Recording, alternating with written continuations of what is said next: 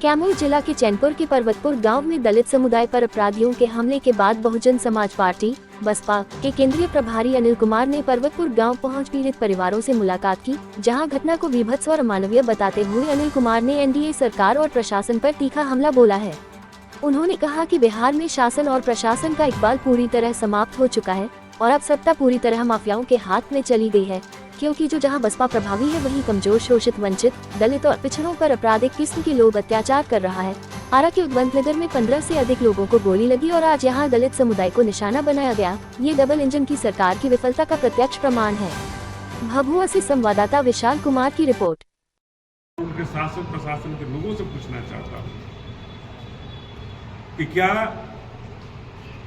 जो इस पर्वतपुर गांव के जो लोग हैं, दलित समाज में जन्म लेकर के उन्होंने क्या कौन सा अपराध किया है?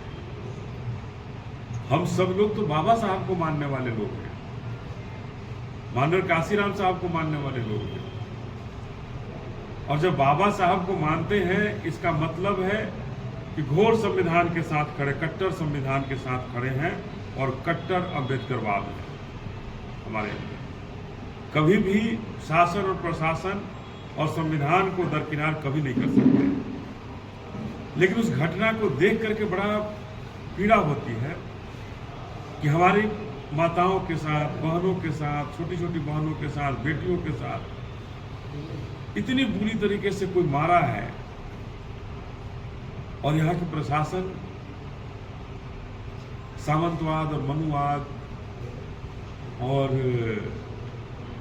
उन माफियाओं के आगे क्यों नतमस्तक है? हम पूछना चाहते हैं कि अभी कल ही हम उद्वंतनगर गए थे, आरा में, वहां भी करीब 16 आदमी को गोली मारा गया। जो पिछले समाज से लोग आते हैं उनको गोली मारा गया, और जो मुख्य आरोपी हो गिरफ्तार नहीं हो पाया। और यहां भी कम से कम 50 लोगों को लाठी और डंडों से मारा गया, मुख्य आरोपी गिरफ्तार नहीं होता है।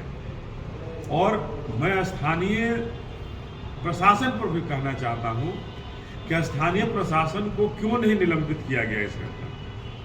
ये घटना अगर एक छोटी सी घटना लोगों के, छोटे बच्चों के खेल से संबंधित था, अगर स्थानीय प्रशासन उस समय गया होता, जाकर के लोगों को अलग कर दिया होता, तो ये 3-3 बार एक ही गांव में हादसा नहीं होता, मारपीट नहीं होता।